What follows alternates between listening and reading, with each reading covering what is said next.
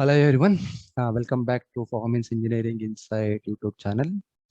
In the previous sessions, we were discussing about various types of performance issues, that is single user load and multi-user load, and other few types of performance issues as well. And also we were talking about what are the metrics that can cause performance issues at the higher user load, and what are the parameters or metrics that we need to look for under single user load. And also we were talking about how to identify which component is causing the problem under multi-user and as well as single user load as well. So this session, so we will discuss more on the case study with hands-on. Okay, so here we have one application which is developed using Java Spring Boot. It is a REST API, and this application is deployed on Tomcat software, and it is connected to SQL Server. Okay, and this application is hosted on my laptop as of now. This is about the application. It is application under test. Okay, so here there are some performance and scalability issues are induced into this application, which will enable us to understand how to identify performance and scalability issues. So that is the objective behind why we have this application with various performance and scalability issues. And the JMeter, most of us must be knowing about this tool. It is a load testing tool which can be used to generate the load. So for this particular setup, okay, so it is not that we have to use the JMeter. So we can use any tool for that matter. I mean, any performance testing tool for that matter. Only thing is that tool should support HTTPS protocol. Okay, so here we have the application which has performance and scalability issues, which can enable us to identify how to enable us to identify performance and scalability issues. And this is JMeter, which can generate the load on this particular application. Again, there are two more utilities in our setup, that is JConsole and JVisualVM. So these are the two built-in utilities that comes along with the JDK, so which can help us to identify which component in the system is causing the problem. Okay, so JConsole and JVisualVM connects to the application through JMexport, and it will capture the performance metrics under the load. So that's the overall setup we have. Okay, so we'll see one by one how exactly it works. Okay, so if you remember, we are talking about the application, and this is the simplest application. So basically here, the book vaccine is the endpoint, and this is the API. Okay, basically, so it is a get call. So suppose when I hit this call, so it is going to return this message, and here this number reduces by 1. Okay, so basically it is a get call. And the endpoint is book vaccine. Okay, this is about the application. It is very simplest application. Okay, so let us see if this get call has any performance or scalability issues. Okay, so this is about the application. Now we will see the tool. This is the JMeter tool. So the people who are very new to the JMeter. So this is the thread. This we call it as the thread group, and we can place, or we can include all our requests into this thread group. Okay, so here this is the thread group, and these are the few parameters: the number of users, ramp up, loop count, and all. Okay, so for now we'll start with a single user. So ramp up does not matter. Okay, so since it is a single user, and number of iterations, we can do it for 10 iterations. Okay, so that's how it is. And this is the actually HTTP request. Okay, so it is the protocol, and this is the server name, and this is the port, and this is the endpoint. Okay, that's how it is, and it does not have any body or parameters as such. Okay, so we will do the execution, and let us see how it goes. Okay, so I kept it for 10 iterations, and let us see how is the response time.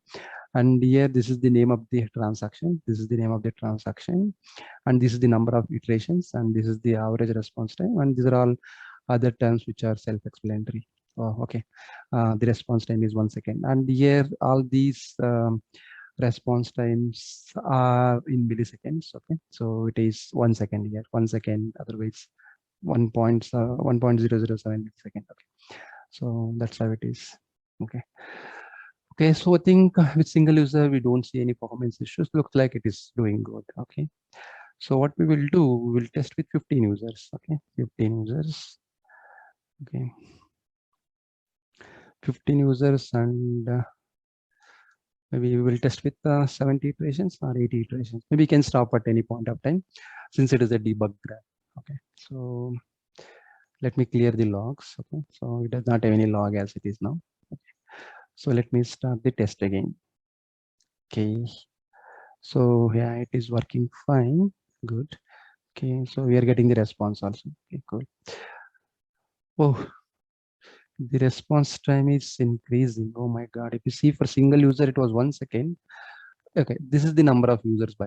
Okay, so here it is 15 users. With 15 users, response time is 7 seconds. Oh, it is too much. Okay, so we know, right? I think this kind of issues even we might have observed in our day-to-day performance testing activities. Okay. Okay, yeah, let us try to debug to see why it is taking more time. Okay, usually, as we discussed in our previous sessions, okay, so few of the parameters could be our hardware. Okay, by the way, we cannot suspect the network here, but as I said, all the components are in the same laptop at this point of time. It is in the same system. All the component is what I mean. All the components here, our application, JMeter, and this JConsole, JVisual VM. So everything. Uh, all the components are in the same laptop. Okay.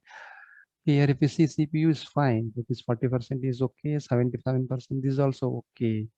I don't think actually the hardware should cause any performance issues here. So next configuration. So here, since it is very simplest application, so there is no any configurations as such. Oh, response time is going 13 seconds. It's so bad. Okay. So let us see JConsole. Okay. Now this JConsole is monitoring um, this particular application. Okay. And okay, let us monitor the application thread to see what exactly they are doing. Okay. So okay, hey, all these threads are blocked. Oh my God. Yeah, we got it. Okay, see, there are many blocked threads are there now.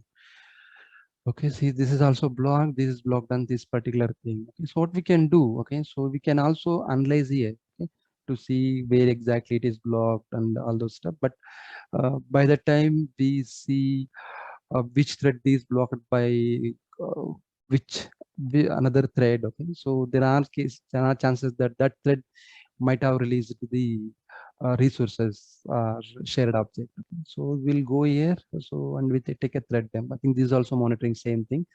This is the process. Okay, this is the process. Okay, we'll take a thread them. Okay, this is the new thread them. So I think there are some thread dump analyzers are there. Okay, for now I think we can use Notepad and try to analyze. Okay, what's happening now? Okay. Maybe for now we can also stop our test. There is no point in running test with such a high response time. Okay. So what we can do, basically, we can search for NIO. Okay. Okay, we can search for NIO. Yeah, this is the thread. Okay. If you see this thread, okay, it is blocked. Okay. This status of thread is blocked. This is the clear indication of why response time is very high. Okay, it is says it is waiting to log this particular monitor. Okay, so now we have to find out which thread. Okay, is first thing is how many threads are waiting to log this particular monitor. Okay, oh, two. Okay, waiting. This is also waiting for that particular monitor. Okay, let us go down and see how many are there. Okay, this also blocked, this also blocked, this also blocked, this also blocked, this also blocked. Oh my God, many threads are blocked on this. Let us see who exactly held this particular lock. Okay, this should be one thread which held this lock. Okay, we got it. Okay, if you see, this is the thread. Okay, thread number 1.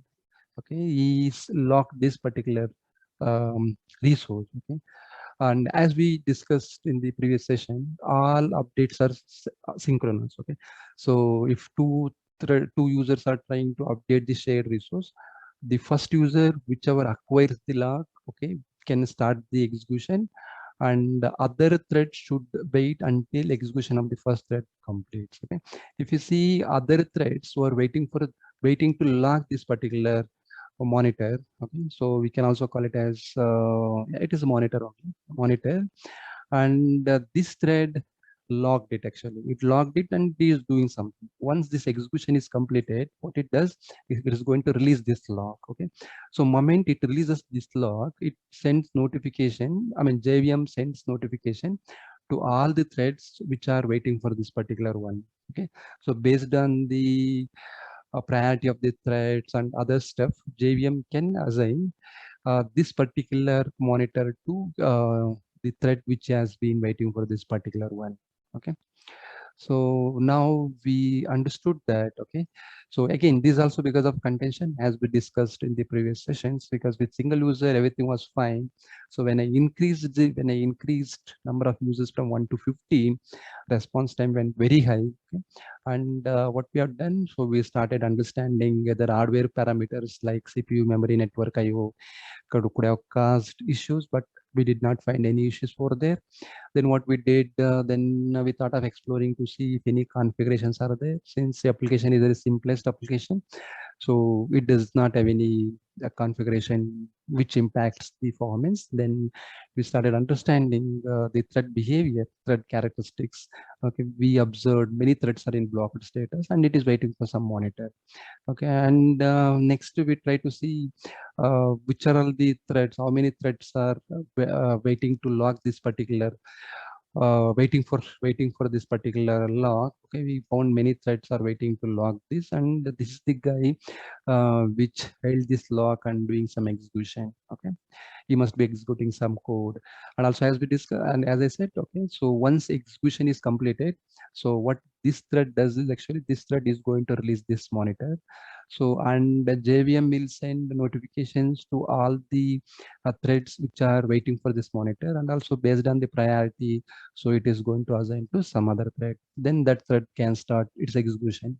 Again, moment JVM assigns this particular monitor to the thread which is waiting for this particular monitor, it will start the execution, but before it starts, actually again it has to lock it. Okay, so that's how it works.